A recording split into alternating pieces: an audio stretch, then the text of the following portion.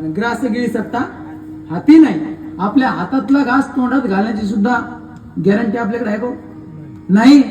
कारण हा देह हे काळा नळाची कुंडी, घातली लोण्याची उंडी, आणि माशी पाकू पाकडे तव हे सरे. म्हणजे माशी पंख फडफडूस तर या देह जाऊ शकतो. कारण हा काळ रूपी अग्नीमध्ये टाकलेली लोण्याची उंडी म्हणजे हा देह. कधी विग्रह सांगता येत नाही. म्हणून या देहाचा भरोसा नसल्यामुळे संत महात्मे देवावरती प्रेम करत नाही. मग देहाचा द्वेष का करत नाही?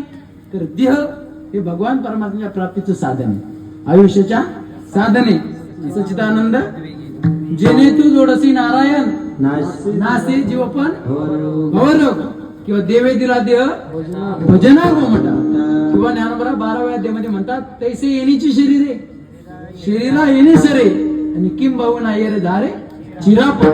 म्हणजे हे साधन आहे.